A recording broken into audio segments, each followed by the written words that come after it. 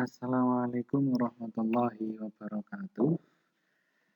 Saya akan memberikan sedikit penjelasan di tema 1, subtema 1, pembelajaran ketiga. Perkembangbiakan tumbuhan. Pada pertemuan yang telah lalu, kita sudah mengetahui bahwa misalnya ini adalah jagung, maka untuk mendapatkan tanaman jagung, itu yang ditanam adalah bijinya.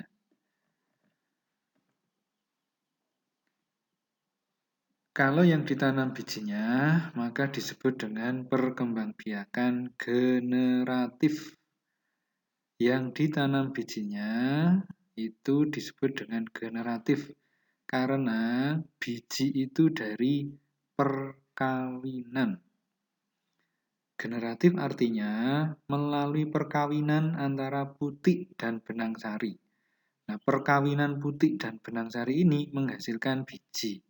Bijinya bisa ditanam, artinya secara generatif. Berikutnya, misalnya ini adalah jahe. Kalau ingin mendapatkan tanaman jahe yang banyak, yang ditanam apanya? Yang ditanam adalah jahenya itu, atau rimpangnya, bukan bijinya.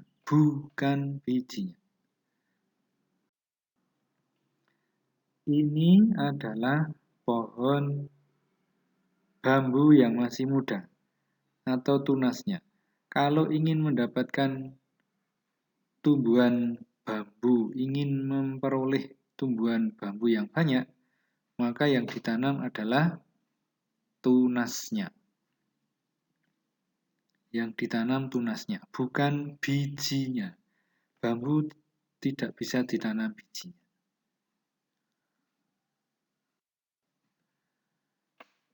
Ini adalah kentang.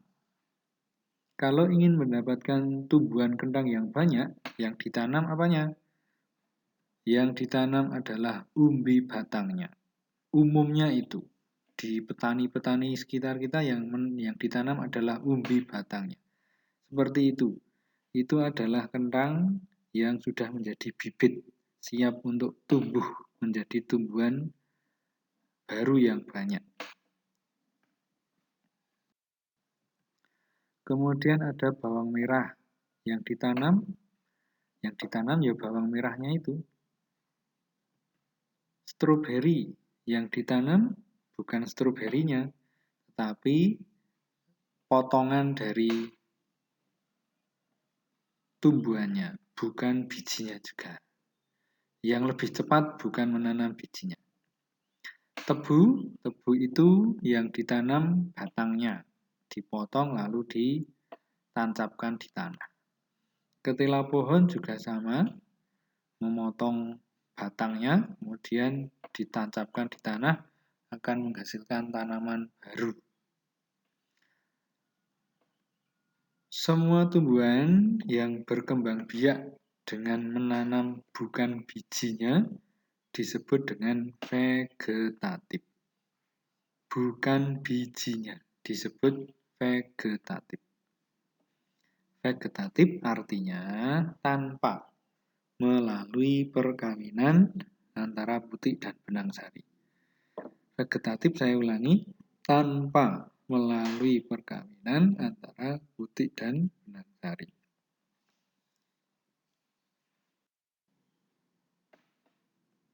Kesimpulannya bahwa perkembangbiakan tumbuhan itu ada beberapa cara. Yang pertama, dibedakan dalam generatif, perkembangbiakan tumbuhan secara generatif atau melalui perkawinan. Prosesnya melalui penyerbukan, kemudian dilanjutkan pembuahan, menghasilkan biji, bijinya ditanam.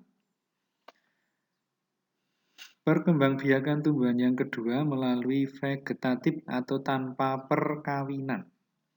Yang vegetatif ini dibedakan menjadi dua. Yang pertama vegetatif alami, dan vegetatif buatan. Contoh dari vegetatif alami, macam-macamnya dengan cara rizoma, tadi contohnya jahe, tunas, contohnya tadi bambu, umbi lapis, contohnya bawang merah, geragih itu stroberi, spora itu dari tanaman paku-pakuan. Vegetatif yang buatan, contohnya dengan cara cangkok, setek, merunduk, menempel, dan menyambung. Di sekitar kita yang banyak terjadi, cangkok, setek, menyambung. Saya ulangi bahwa yang dibedakan menjadi alami dan buatan itu yang vegetatif. Kalau yang generatif tidak ada perbagian alami dan buatan. Saya ulangi, yang ada alami dan buatan itu yang vegetatif. Kemarin juga kita sudah mempelajari tentang kalimat utama, ide pokok atau gagasan pokok atau gagasan utama. Juga mempelajari kata kunci. Hari ini tambahannya adalah informasi penting dalam sebuah paragraf. Ini ada contoh bacaan, satu paragraf. Judulnya Peran Tumbuhan Bagi Kehidupan. Tumbuhan memiliki peran penting bagi kelangsungan hidup makhluk di bumi. Tumbuhan menyediakan bahan makanan bagi makhluk hidup. Tumbuhan memproduksi makanan melalui proses fotosintesis. Sebagian besar kebutuhan manusia serta hewan untuk tiap harinya berasal dari tumbuhan. Coba kalimat utamanya mana? Ternyata kalimat utamanya adalah ada di awal. Dari awal sampai di titik kalimat yang pertama. Tumbuhan memiliki peran penting bagi kelangsungan hidup makhluk hidup. Ide pokoknya adalah tumbuhan memiliki peran penting. Atau boleh disusun ulang kalimatnya, peran penting tumbuhan. Kata kuncinya adalah tumbuhan. Paragraf berikutnya, tumbuhan memiliki klorofil atau zat hijau daun yang berfungsi sebagai media penciptaan makanan dan untuk proses fotosintesis. Tumbuhan menjadi sumber makanan bagi makhluk hidup lain, seperti manusia dan hewan. Selain itu, tumbuhan dapat memproduksi makanannya sendiri. Kalimat utamanya mana? Kalimat utamanya ada di kalimat pertama. Ide pokoknya, tumbuhan memiliki klorofil. Kata kuncinya, klorofil atau zat hijau daun. Informasi pentingnya, tumbuhan sumber makanan dan dapat berfotosintesis.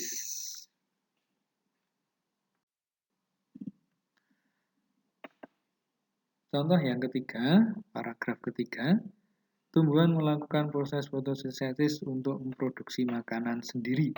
Tidak hanya untuk tumbuhan itu sendiri, tetapi juga untuk dikonsumsi manusia dan hewan. Dan proses fotosintesis, tumbuhan juga menghasilkan oksigen. Jadi, tumbuhan tidak hanya menjadi sumber makanan, tetapi sumber oksigen untuk manusia dan hewan. Kalimat utamanya masih berada di awal paragraf. Ide pokoknya, tumbuhan melakukan proses fotosintesis. Kata kuncinya, fotosintesis. Informasi pentingnya, fotosintesis berguna bagi tumbuhan itu sendiri, hewan, dan manusia.